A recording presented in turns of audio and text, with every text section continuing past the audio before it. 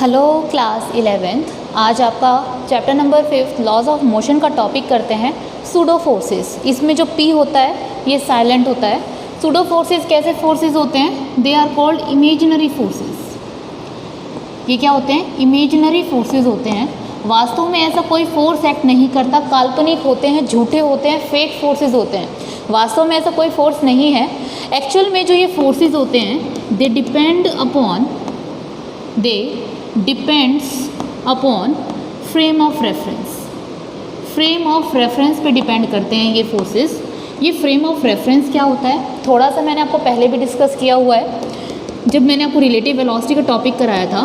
Frame of reference दो होते हैं आपके, एक होता है इनर्शियल फ्रेम और एक होता है आपका नॉन इनर्शियल फ्रेम। क्या होता है? Non inertial frame. Inertial frame of reference कौन से फ्रेम ऑफ रेफरेंसेस होते हैं? ये वो फ्रेम ऑफ रेफरेंस होते हैं जिसमें बॉडी का एक्सेलरेशन ज़ीरो होता है। नो एक्सेलरेशन या ये कहो एक्सेलरेशन ज़ीरो होता है, या कोई बॉडी जो कांस्टेंट वेलोसिटी के साथ मूव कर रही हो तो कांस्टेंट वेलोसिटी का एक्सेलरेशन क्या हो गया? ज़ीरो। ऐसे फ्रेम ऑफ रेफरेंस जिसका एक्सेलरेशन क्या होता है? ज़ीरो होता है, that type of frame of reference is called inertial frame. Non inertial frame क्या होता है? जिसमें एक्सेलरेशन ज़ीरो नहीं होता, यानी कि ये एक्सेलरेटेड फ्रेम ऑफ रेफरेंस होते हैं। एक्सेलरेटेड फ्रेम ऑफ रेफरेंस जिसमें बॉडी आपकी ऑलरेडी एक्सेलरेटेड मोशन में हो, उसका एक्सेलरेशन ज़ीरो ना हो, बॉडी इज़ परफॉर्मिंग एक्सेलरेशन। यहाँ पर बॉडी का एक्सेलरेशन ना हो, ज़ीरो हो, उस टाइप के फ्रेम ऑफ रेफरेंस क्या कहलाते हैं? Inertial frame of references. ठीक है, देखो न्यूटन्स के जो लॉ होते हैं, न्यूटन्स लॉ, क्या मैं पूछूं क्या न्यूटन्स के लॉ आपके हर जगह वैलिड होते हैं? क्या न्यूटन्स के लॉ हर जगह वैलिड हैं? तो आप कहोगे नहीं, न्यूटन्स के लॉ हर जगह वैलिड नहीं होते। न्यूटन्स के लॉ आपके इधर वैलिड होते हैं। Newton's law is applicable, but ऐसा पाया गया कि नॉन इनर्शियल फ्रेम के अंदर न्यूटन्स के लॉ एप्लीकेबल नहीं होते। ऐसा पाया गया कि न्यूटन्स के लॉ वैलिड नहीं होते। तो हम क्या करें? अब न्यूटन्स के लॉ यहाँ तो वैलिड है, यहाँ वैलिड नहीं है। ठीक है, जो न्यूटन्स का आपका सेकेंड लॉ था F = ma, वो यहाँ तो आपका वैलिड हो रहा है। ठीक है, न्यूटन्स के तीन लॉ थे आपके। Newton's first law of motion जिसे लॉ ऑफ इनर्शिया भी कहा था, Newton second law, Newton's third law, वो इनर्शियल फ्रेम में सारे वैलिड हैं आपके, बट नॉन इनर्शियल फ्रेम में वैलिड नहीं है। अब अगर हमें किसी बॉडी पे फोर्स निकालना हो, किसी बॉडी का एक्सेलरेशन निकालना हो, तो हमारे पास तो कोई और फॉर्मूला ही नहीं है। तो हम किसकी सहायता से इस नॉन इनर्शियल फ्रेम के क्वेश्चंस को सॉल्व करें? उसकी प्रॉब्लम को दूर किया सूडो फोर्स ने। सूडो फोर्स, तो सूडो फोर्सेस वो फोर्सेस हैं, अगर पूछे कोई what is the definition of pseudo force, तो आप जनरली कह सकते हो pseudo forces are the imaginary force which depend upon the frame of reference, that's why Newton's law is valid. मतलब अगर आप सूडो फोर्स कंसिडर्ड कर लेते हो तब न्यूटन्स के लॉ नॉन इनर्शियल फ्रेम में वैलिड हो जाते हैं, अदरवाइज नॉन इनर्शियल फ्रेम में न्यूटन्स के लॉ वैलिड नहीं होते। समझ में आया? सूडो फोर्सेस आपको इनर्शियल फ्रेम ऑफ रेफरेंस में वैलिड करने की ज़रूरत नहीं है। अगर आप सूडो फोर्सेस, मैंने आपको पहले ही बताया, they depend upon frame of reference, और ब्रैकेट में लिख लो non inertial frame. Non inertial frame, ठीक है। जब आप नॉन इनर्शियल फ्रेम के अंदर न्यूटन्स के लॉ को वैलिड कराना चाह रहे हो तो वहाँ पर आपको सूडो फोर्सेस कंसिडर करने पड़ेंगे। जब सूडो फोर्सेस कंसिडर हो जाएंगे वहाँ न्यूटन्स के लॉ क्या होंगे? एप्लीकेबल होंगे। देखिए इसका एक एग्जांपल के साथ प्रूव करके देखते हैं कि न्यूटन्स के लॉ इनर्शियल फ्रेम में वैलिड क्यों होते हैं और नॉन इनर्शियल फ्रेम में वैलिड क्यों नहीं होते। ठीक है,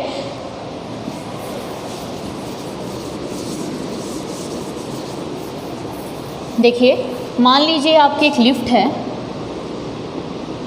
इस लिफ्ट में एक मास हैंग किया हुआ है स्ट्रिंग से, और ये लिफ्ट मूव कर रही है a एक्सेलरेशन के साथ। तो सबसे पहले हम इसे करते हैं इनर्शियल फ्रेम से। अब आपको पता है बॉडी का मास m, तो वेट लगेगा toward the centre of earth mg। ठीक है, स्ट्रिंग से बंधा हुआ है तो यहाँ अम्ब्रेला खोल लो, जिस डायरेक्शन में अम्ब्रेला खुलता है वही डायरेक्शन टेंशन की होती है। This is your T. Body कहाँ मूव कर रही है? ऊपर की तरफ। तो क्या लिखोगे? T minus M G is equals to M A. तो यहाँ से T की वैल्यू क्या आई? M A plus M G. ठीक है, तो स्ट्रिंग के अंदर इतनी टेंशन आई। अगर मैं यही चीज़ आपकी नॉन इनर्शियल फ्रेम से करूँ, अच्छा नॉन इनर्शियल फ्रेम का मतलब क्या था? इनर्शियल फ्रेम का मतलब क्या है? अगर कोई इंसान ग्राउंड पे खड़ा है, ग्राउंड पे है तो यानी कि वो कैसा है? At rest. एट रेस्ट है तो उसका एक्सेलरेशन क्या है? 0। तब तो ये केस आता है। ठीक है, अगर नॉन इनर्शियल फ्रेम है तो ये वही लिफ्ट सेम, और इसमें एक मास का रखा है आपने हैंग, एम मास, इसका वेट लगेगा नीचे कितना? M G. Non inertial frame में कर रहे हो तो नॉन इनर्शियल फ्रेम वो फ्रेम होता है जहाँ पे बॉडी आपकी खुद एक्सेलरेटेड मोशन में होती है। तो जो ये इंसान अभी ग्राउंड पे खड़ा था, इसको उठा के अब लिफ्ट में ले आओ। ठीक है, ये आ गया लिफ्ट में। ठीक है, लिफ्ट अभी भी ए एक्सेलरेशन से क्या कर रही है? ऊपर की तरफ जा रही है। ठीक है, तो इस पे टेंशन लगेगा ऊपर की तरफ टी। ठीक है, तो अभी ये जब खुद एक्सेलरेटेड मोशन में है तो इसको ये मास ऊपर जाता हुआ दिखाई देगा क्या? नहीं, इसको ये वैसा का वैसा दिखाई देगा। तो क्या लिखोगे? T equals to M G when at equilibrium. Equilibrium पे उसको इस बॉडी का, क्योंकि ये खुद भी ऊपर जा रहा है, कितने एक्सेलरेशन से? सेम एक्सेलरेशन से जितने एक्सेलरेशन से मास ऊपर जा रहा है, तो इसको इसका कुछ भी एक्सेलरेशन दिखाई नहीं देगा। तो इस केस में आपका T किसके इक्वल आया? एम जी के। बट इधर कितना आ रहा है? T equals to M A plus M G. क्या दोनों वैल्यूज़ अलग नहीं है? हाँ, दोनों वैल्यूज़ बिल्कुल अलग हैं। एक में टेंशन की वैल्यू है एम जी और एक में टेंशन की वैल्यू है M G plus M A. Inertial frame से ये वैल्यू आ रही है, नॉन इनर्शियल फ्रेम से ये वैल्यू आ रही है। ऐसा कैसा पॉसिबल है कि सेम टेंशन की वैल्यू अलग अलग चीज़ों में अलग अलग आ रही है? तो आपको क्या कंसिडर करना पड़ेगा? तो मैंने इसको क्या किया? इसको टेस्ट किया। सपोज़ लेबोरेटरी में लेके जाके मैंने स्प्रिंग लगा रखा था, तो ऐसा पाया गया ये आंसर तो बिल्कुल करेक्ट है और ये आंसर रॉन्ग है। इसका मतलब क्या हुआ? न्यूटन्स के लॉ आपके इनर्शियल फ्रेम ऑफ रेफरेंस पे तो वैलिड हैं, यहाँ कुछ ना कुछ ऐसी चीज़ हो गई जहाँ न्यूटन्स के लॉ आपके एप्लीकेबल नहीं हुए। तो अब आपको अगर न्यूटन्स के लॉ एप्लीकेबल कराने हैं तो आपको क्या कंसिडर करना पड़ेगा? Pseudo force. And pseudo force क्या फोर्सेस होते हैं? ये वो फोर्सेस होते हैं जो आपके फ्रेम ऑफ रेफरेंस पे डिपेंड करते हैं। अगर देखना, अब मैं सेम चीज़ को सूडो फोर्स की सहायता से सॉल्व करूँगी तो मेरा आंसर बिल्कुल यही आएगा। समझ रहे हो कि भाई मैंने जब दोनों चीज़ को किया, जब ये इंसान ग्राउंड पे खड़ा था तो मेरी टेंशन की वैल्यू आई M A plus M G, और जब मैंने इसी इंसान को लिफ्ट के अंदर बैठा दिया तो मेरी टेंशन की वैल्यू आई एम जी। मैंने लेबोरेटरी वगैरह में सब टेस्ट वेस्ट करके देख लिए, ऐसा पाया ये वाली वैल्यू तो बिल्कुल करेक्ट थी और ये वैल्यू क्या थी? फॉल्स। अब क्या करना है आपको, इसको नोट कर लीजिए आप। देखो, pseudo force F pseudo is equals to minus M A. M क्या है? Mass of a body. A क्या है? Acceleration of a body. ध्यान से सुनना, अगर आपको अपना आंसर ठीक करना है तो जिस डायरेक्शन में बॉडी का एक्सेलरेशन हो रहा है, क्या बोला मैंने? जिस डायरेक्शन में बॉडी का एक्सेलरेशन हो रहा है उसके अपोजिट डायरेक्शन में इतना फोर्स लगा दो।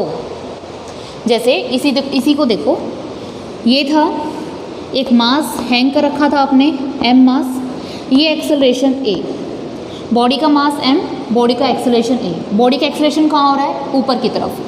तो जहाँ एक्सेलरेशन हो रहा है उसके अपोजिट डायरेक्शन में एक फोर्स लगा दो। कितना? एम ए। सूडो फोर्स क्या कहता है? जिस डायरेक्शन में बॉडी का एक्सेलरेशन हो रहा है उसके अपोजिट डायरेक्शन में एक फोर्स लगा दो। बॉडी का एक्सेलरेशन ऊपर की तरफ हो रहा है तो अपोजिट डायरेक्शन में नीचे की तरफ एक फोर्स लगा दो। कितना? M A. बस ये कंसिडर करना है, बाकी सब कुछ आपका सेम, और इस इंसान को बिठा दो यहीं। ठीक है, अब इसका वेट लगेगा नीचे कितना? एम जी, और ऊपर की तरफ टेंशन कितनी होगी? टी। अब ये खुद इसमें है, लिफ्ट भी ऊपर जा रही है तो इंसान भी ऊपर जा रहा है, मास भी ऊपर जा रहा है, लिफ्ट ऊपर जा रही है, तो पर इसको ये मास कैसा दिखाई देगा आपको? रेस्ट पे। तो एट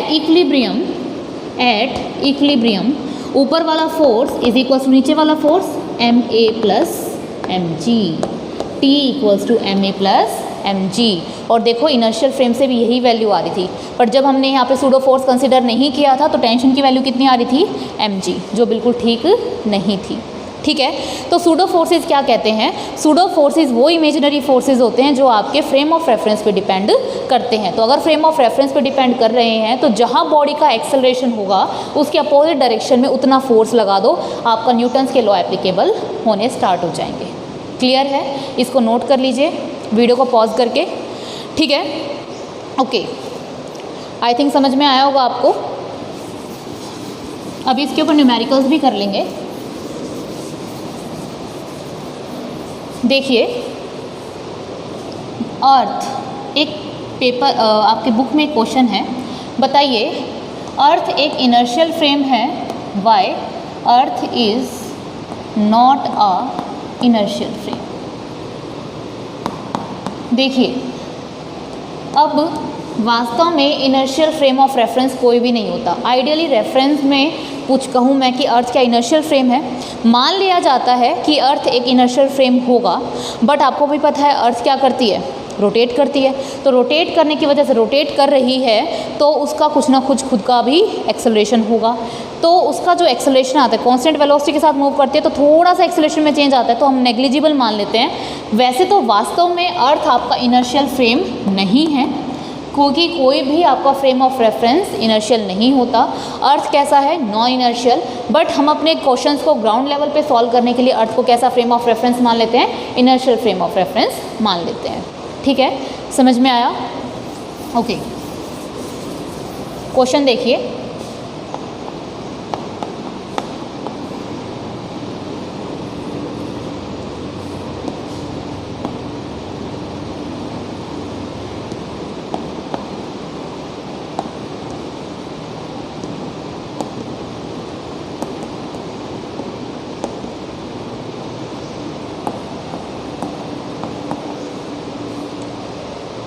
ठीक है,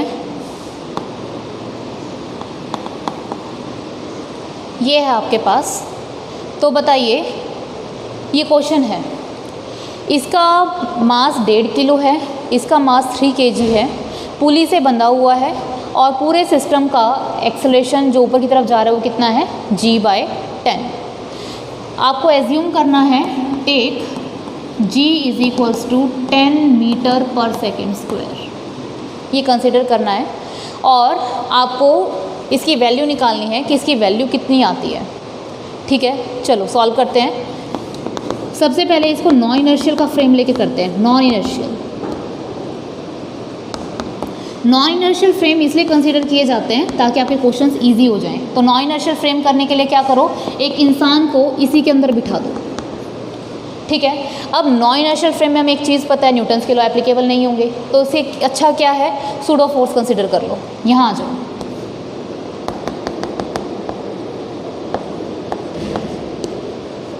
(1.5 kg और ये 3 kg। ये बताओ पूरे सिस्टम का एक्सेलरेशन कहाँ था, ऊपर की तरफ, कितना था, g/10। तो सूडो फोर्स क्या कहते हैं, F सूडो = -ma। जहाँ बॉडी का एक्सेलरेशन हो रहा है उसके अपोजिट डायरेक्शन में एक फोर्स लगा दो, इतना ही। तो इसमें कितना नीचे लग जाएगा, 1.5 × g/10। ठीक है, सिमिलरली इधर कितना आ जाएगा, 3 × g/10। बस ये कंसिडर करना है और सारा क्वेश्चन एज इट इज़ आपका सॉल्व होने वाला है। अच्छा, इसका टेंशन लगेगा, सेम रस्सी घूम के गई है तो टेंशन इधर भी टी इधर भी टी। इसका वेट लगेगा नीचे कितना, 1.5 g और इसका नीचे लगेगा कितना, 3 g। देख रहे हो अब आप, मैंने क्या किया, सूडो फोर्स कंसिडर कर लिए। बॉडी का जहाँ एक्सेलरेशन है उसके अपोजिट डायरेक्शन में एक फोर्स लगा दो। ठीक है, कितनी लगाओगे, 1.5 और एक्सेलरेशन कितना था, g/10, तो 1.5 × g/10, 3 × g/10। अब ये इंसान यहाँ बैठा है, खुद भी ऊपर जा रहा है सेम एक्सेलरेशन से, तो पूरा सिस्टम भी इसको ऊपर की तरफ जाते हुए दिखेगा। तो मतलब एट रेस्ट, एट इक्विलिब्रियम पे मैं क्या कह दूँ, T = 1.5 g + 1.5 g/10।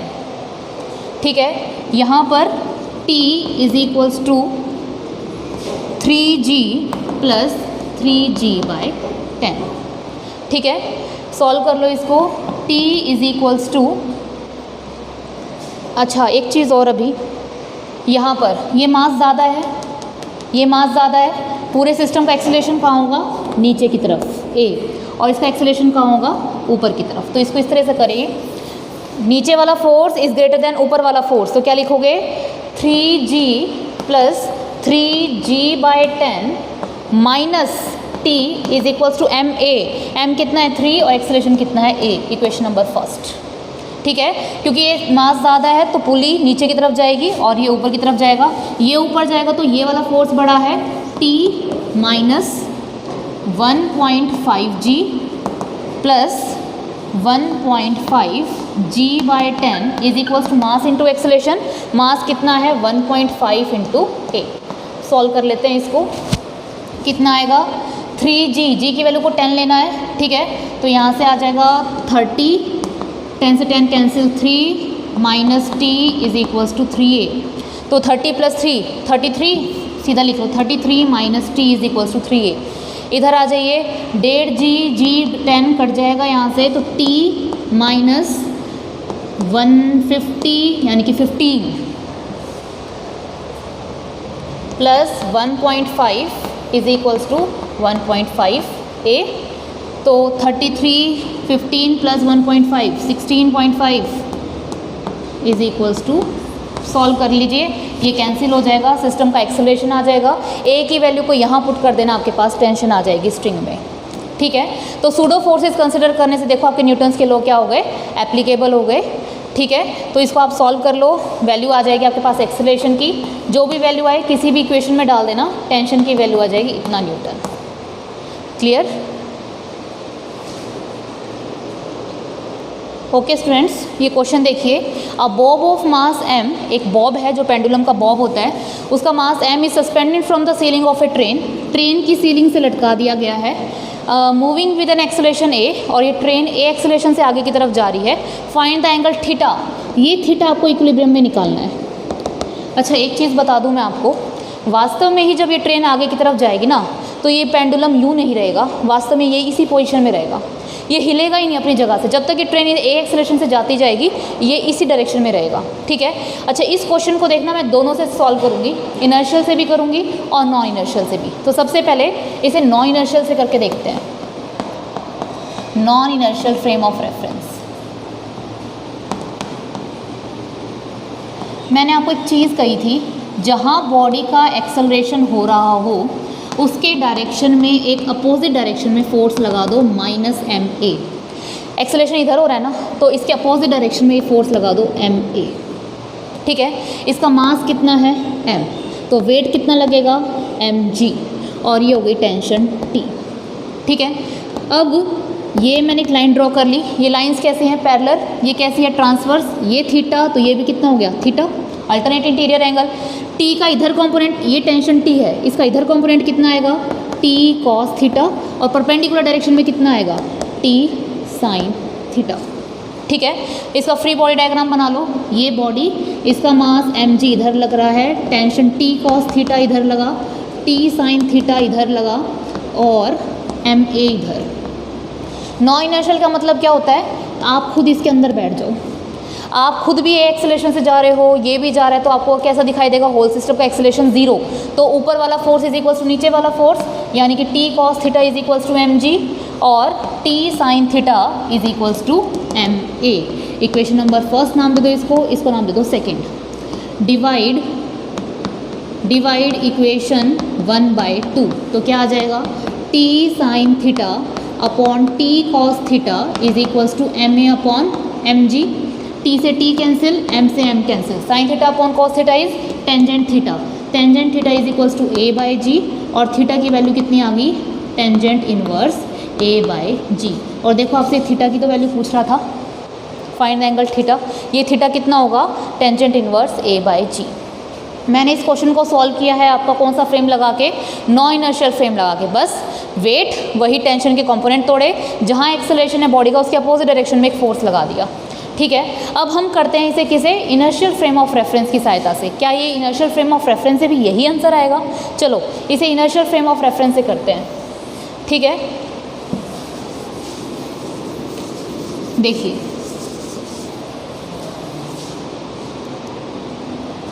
Inertial frame of reference, ये आपकी गाड़ी, ये आपकी ट्रेन, ठीक है, चल रही है ए एक्सेलरेशन से। यहाँ एक बॉब आ गया है। अब इनर्शियल फ्रेम से करना है, यानी कि जो इंसान ग्राउंड पे खड़ा है उसको ये पूरा सिस्टम आगे की तरफ जाता हुआ दिखाई देगा। ये थीटा, इसका वेट लगेगा नीचे कितना mg, और ये इसका टेंशन, तो ये एंगल कितना हुआ थीटा। इधर कंपोनेंट t cos थीटा और इधर component t sin theta. Body का एक्सेलरेशन इस डायरेक्शन में हो रहा है, तो क्या लिखोगे t cos theta is equals to mg। तो इस डायरेक्शन में ये वाला फोर्स सपोर्ट कर रहा है, कौन सा, t sin थीटा, तो क्या लिखोगे t sin theta is equals to ma। Same equation बन गई भाई, इसका नाम दे दो equation number 1। Equation number 2, divide equation 1/2, क्या आ जाएगा, tangent theta is equals to a/g, और थीटा की वैल्यू आ जाएगी टेंजेंट इनवर्स a/g। तो देख रहे हो आपने इस क्वेश्चन को दोनों तरीके से किया, इनर्शियल से भी किया और non inertial frame of reference से किया, कोई आंसर में चेंज नहीं आया। इसका मतलब ये है कि जो आपके सूडो फोर्सेस होते हैं वो non inertial frame of reference की प्रॉब्लम्स को क्या कर देते हैं, आसान कर देते हैं। बस आपको अपोजिट डायरेक्शन में क्या लगाना पड़ता है, जहाँ बॉडी का एक्सेलरेशन है उसके अपोजिट डायरेक्शन में एक सूडो फोर्स कंसिडर कर लो, ठीक है, इसे नोट कीजिए। ओके स्टूडेंट्स, ये क्वेश्चन देखिए, all surfaces are smooth in the following figure. Smooth का मतलब है अभी कोई फ्रिक्शन फोर्स कंसिडर नहीं करना है। फ्रिक्शन फोर्स के बारे में हम नेक्स्ट वीडियो के साथ आएंगे, अगला ही टॉपिक है आपका friction force. Find F such that the block remain stationary with respect to wedges. आपको इस एफ की वैल्यू निकालनी है। इस क्वेश्चन को भी हम दोनों तरीके से कर लेते हैं, पहले एक बार नॉन इनर्शियल से कर लेते हैं। अच्छा ये बताओ, जैसे ही आप इस स्मॉल m को इसके ऊपर रखोगे इंक्लाइंड प्लेन पे, मास कहाँ आने की कोशिश करेगा, नीचे की तरफ, यानी कि इसका एक्सेलरेशन नीचे की तरफ होगा। तो सूडो फोर्स क्या कहते हैं, इसके अपोजिट डायरेक्शन में एक फोर्स लगा दो, कितना, ma, ठीक है, थोड़ा टेढ़ा बन गया क्या, ma। अब इसका वेट लगेगा कहाँ, नीचे, mg। आपको पता है ये सरफेस इसके साथ क्या कॉन्टैक्ट में, तो नॉर्मल रिएक्शन फोर्स हमेशा कॉन्टैक्ट के परपेंडिकुलर लगता है। ये हो गया आपका n, ठीक है। अब इसके दो कंपोनेंट तोड़ दो, ठीक है। अगर ये थीटा, तो आपका ये वाला भी कितना होगा थीटा, इधर कितना कंपोनेंट आ जाएगा n cos थीटा, और इसके परपेंडिकुलर डायरेक्शन में कितना आ जाएगा आपका n sin थीटा। अब आप खुद यहाँ बैठे हो, आपको होल सिस्टम कैसा दिखाई देगा, रेस्ट पे एक्सेलरेशन 0, यानी कि n cos theta is equals to mg and n sin theta is equals to n sin theta is equals to ma। Equation number 1, equation number 2, divide equation 1/2। देखो weights तो मैंने तोड़ लिया, इधर n, इधर ये थीटा, तो इधर कंपोनेंट n cos थीटा और इधर कंपोनेंट n sin थीटा, तो n sin theta is equals to ma and n cos theta is equals to mg। तो क्या आ जाएगा, n sin theta upon n cos theta is equals to ma upon mg। m से m cancel, n से n cancel, tangent theta is equals to a/g, और a की value कितनी आ गई, g tan थीटा। एक्सेलरेशन तो आ गया आपके पास, आपको निकालना क्या था, वो फोर्स निकालना है जिससे पूरा ब्लॉक क्या रहे, रिमेन स्टेशनरी। तो आपको पता है f कितना होता है, टोटल मास इनटू एक्सेलरेशन। कम से कम आपको एक्सेलरेशन ये है, पूरे सिस्टम का मास कितना है, m plus m into a। तो f is equals to m plus m, और a की वैल्यू कितनी आ गई, g tan थीटा। तो कम से कम आपको इतना फोर्स लगाना पड़ेगा जिससे आपका ब्लॉक कैसा रहे, स्टेशनरी रहे।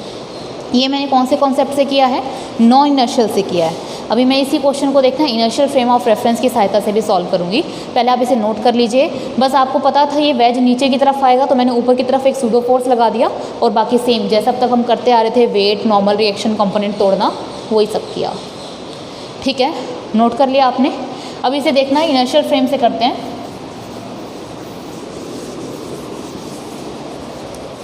इसे इनर्शियल फ्रेम की सहायता से और कर लेते हैं। ये आपका ब्लॉक कैपिटल M, ये इसका M, ठीक है, इस पे आपने F बताना है। अब आप इसे कर रहे हो इनर्शियल फ्रेम से। ओके, इनर्शियल फ्रेम से करते हैं। इसका वेट लगेगा नीचे की तरफ mg, नॉर्मल रिएक्शन होगा ऊपर की तरफ n, इधर कंपोनेंट आ जाएगा इसका ये थीटा है, ठीक है, तो ये थीटा, तो ये थीटा इधर कितना आ जाएगा n cos थीटा, और परपेंडिकुलर डायरेक्शन में कितना आ जाएगा n sin थीटा, ठीक है। तो क्या लिखोगे, ये जो n sin थीटा है इसकी वजह से ब्लॉक नीचे की तरफ आएगा, यानी कि यही एक्सेलेरेशन प्रोवाइड करेगा, यानी कि n sin theta is equals to ma and n cos theta is equals to mg। Same equation बनी, सॉल्व करोगे, tangent theta is equals to a by G, और a की वैल्यू कितनी आ गई g tan थीटा। पूरे system का force निकालना है m plus m into acceleration, acceleration कितना है g tan थीटा। तो देखो सेम आंसर आ रहा है ना। तो आप अपने क्वेश्चंस को चाहे इनर्शियल फ्रेम से करो या नॉन इनर्शियल से करो, तो नॉन इनर्शियल से करने से थोड़ा ज़्यादा आसान हो जाता है। आपको कुछ नहीं करना होता, left hand side equals to right hand side वाला फोर्स, ऊपर वाला फोर्स इज इक्वल्स टू नीचे वाला फोर्स। ये हमने सूडो फोर्स इसलिए कंसिडर किए क्योंकि हमारे न्यूटन्स के लॉ वहाँ एप्लीकेबल नहीं हो रहे थे। तो मेरे पास ग्राउंड लेवल पे और कोई फॉर्मूला नहीं है जिससे मैं फोर्स की वैल्यू कैलकुलेट कर सकूँ। That's why I consider pseudo force so that Newton's law will be applicable. तो आज हमारा जो टॉपिक था वो पूरा सूडो फोर्सेस पे था, ठीक है। होप्स तो आपको लेक्चर समझ में आया होगा। अगर आपके कोई डाउट्स है तो आप मुझसे कमेंट बॉक्स में पूछ सकते हैं। Thank you so much.